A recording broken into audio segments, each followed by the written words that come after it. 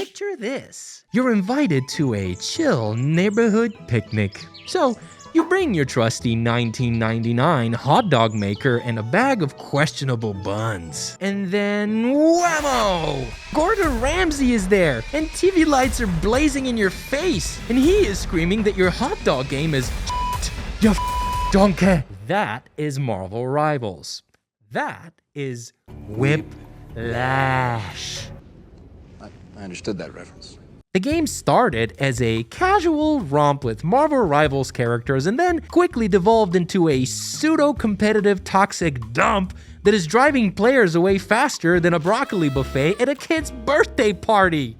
To get started, let's turn the clocks back to December of 2024 and ooh boy, what a month it was! Taylor Swift finally wrapped up her Eras tour and mercifully stopped serving the music equivalent of boiled chicken thighs to her glitter-coated fan army. I can't physically throw up in my mouth. Meanwhile, over in the Octagon, Pantoja straight up choked Kai Asakura at UFC 310. I want to oil you up. What the f does that mean? And of course, because this timeline is held together with duct tape, Donald Trump got elected president. Again.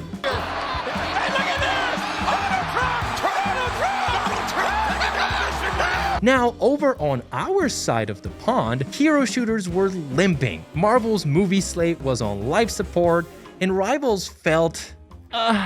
it felt like peeling the plastic off of a new screen.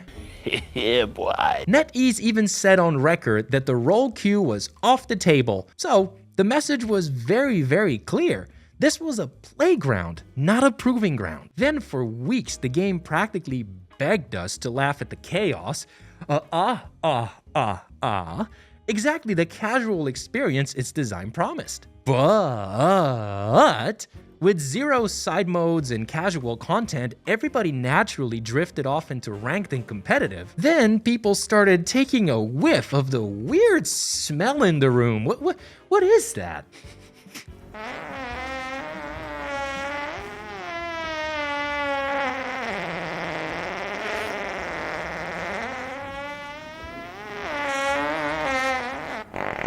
So, naturally, the sweat lords got frustrated, the casuals got bored, and normal metal rank mortals like you and I were just stuck in the crossfire. Here's the cold hard truth, bub. It's not a casual game, and it sure as hell is not a competitive one. So, what are we left with? A messy middle ground that nobody asked for. A hero shooter with an identity crisis so deep it's one therapy session away from starting a podcast called Casual on the Streets, Competitive in the Sheets. That's an interesting way of putting. That makes sense. Let's start carving into the casual side. Guess what? You don't get to call yourself a casual game if you're dropping content at the speed of George R.R. Martin writing book 6 of Game of Thrones with a candle and a quill. Casual players live for novelty. New outfits, new cosmetics, new game modes. You know, a chill PvE co-op experience with friends where nobody screams at you to switch off of Jeff. And, most importantly, a reason to log in beyond ranked tryharding. That's it! AJ is popping off! He is popping off right now! I got one more thing to say.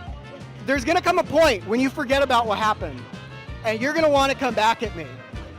And you're gonna want to wash the taste of my dick out of your mouth. Look at Fortnite. Now I know, whether you love it or you roll your eyes at 12-year-olds flossing on your corpse, the blueprint is rock solid. Come on, baby. You guys know what? Come on, man. I want to see the crowd. I want to see some movement. I'm not seeing enough movement. Oh, my God. You want to just goof off with a buddy and swing lightsabers at Peely? Great. You want to get sweaty and ranked? Fine. But ranked is an option, not the only thing holding the game together with chewed up bubblegum. And that's the killer point I'm trying to make. Fortnite uses its base mechanics to actually have fun. Rivals, on the other hand, well, it throws you into quick play a few times and then funnels you into ranked like it's the line to your favorite childhood bakery. only to find out that it ends at the dentist's office with a root canal appointment waiting.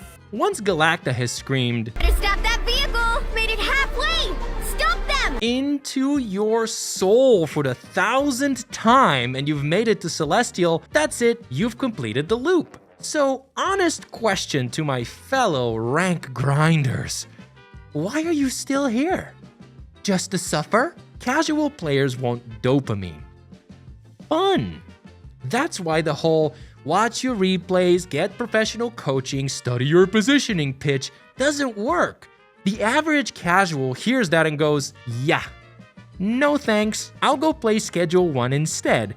Sell some drugs, maybe take some drugs, and at least I won't get yelled at by a middle-aged Lebanese man who charged into 6 enemies and expected me to keep him immortal while Squirrel Girl is shoving ripe acorns up his ass. So, Marvel Rivals is not casual. Okay, but is it competitive? Absolutely not. Let's start with the cardinal sin. EOMM, Engagement Optimized Matchmaking. It's the biggest piece of dog shit. Instead of rewarding consistent performance, it tries to engineer your win-loss ratio, like it's Vince McMahon fixing wrestling matches. He was special. Next thing you know, it'll ask us to get jacked on steroids and poop on someone's head. If you don't know what I'm talking about, don't Google it.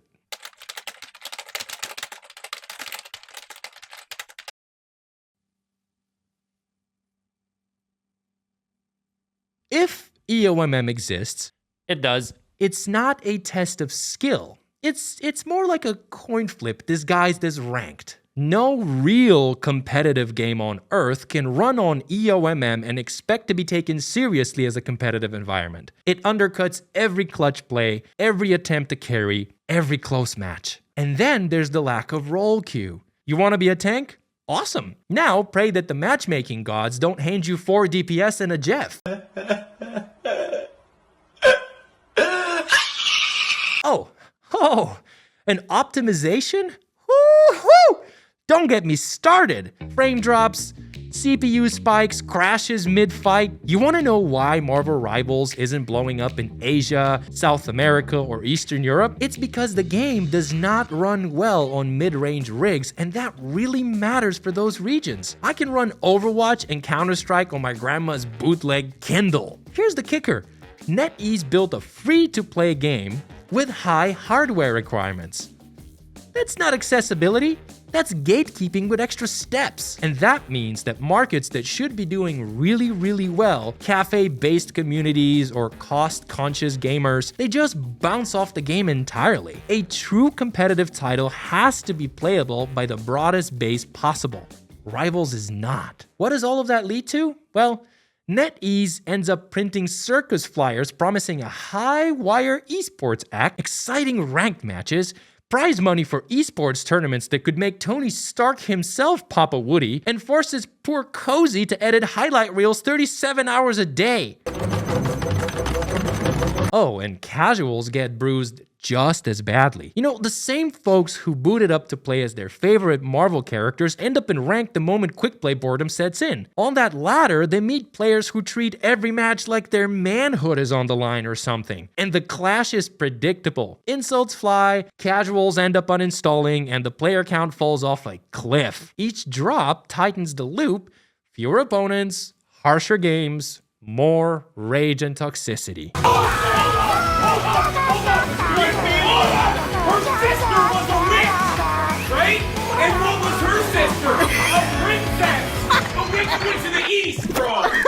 Flats actually nailed it. I have his tweet right here. Double with animal fries and a large. What? Oh, sorry, that's mix up. What Flats actually said is that you take 10 jerks in a room of 1,000, you barely even hear them. They're just a whisper.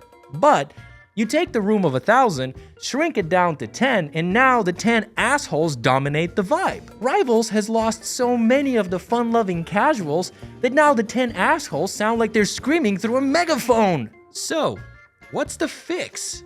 Pick a lane. I am personally betting on the casual avenue, and that's for a few reasons. Number one, this game was designed to be casual in the first place, I think. And also, that's where the Marvel brand prints cash, and more cash means the servers stay on. Unless the Stop Killing Video Games initiative actually goes through, Rivals can live forever, and Pirate Software ends up having a Britney moment and shaves that carpet off his head. Oh, let me know if you want me to make a video about that. I do like me some internet drama. Go casual, baby. Get juicy, baby. Oh, and please hand creators a real sandbox to play with. Right now, even Overwatch offers better custom lobbies and workshop tools. In Rivals, if I want to film something goofy or have some fun player expression, my options are a stale quick play queue or just ruining someone else's ranked climb, which is unfair. You ruined it. You ruined it and I'm leaving. Do that, and I think the sweats are gonna self-eject back to Overwatch and Valorant, toxicity should be dropping to background noise, and then the lobbies should just feel fun and genuine again. Casuals come for the Marvel love, they stay for the ongoing shenanigans, and then suddenly those 10 jerks from before are now 10 whispers in a stadium full of Timmies. Right, dude. Right, dude. This is game, dude. Now, could NetEase go the opposite way, you know, full esports, roll queue, pure SBMM, 800 fucking FPS? Sure, with a pile of cash and a complete engine overhaul, but the moment you go in that direction, you risk killing the charm that made Rivals interesting in the first place. So, until the devs lock that roadmap, here's my survival mantra for you. Quiet. All right. Treat rank like a glorified quick play. Mute the idiots, chase one micro skill per session, and then remember that you're here to pop fun ults, not pop a vein in your neck screaming at Ivan from Russia who fed because you guys didn't let him play Spider-Man. But enough of my sultry voice, I want to hear your opinion. Should Rivals go full competitive or double down on casual? Go ahead, drop a comment. Maximum snarkiness allowed, minimum toxicity preferred.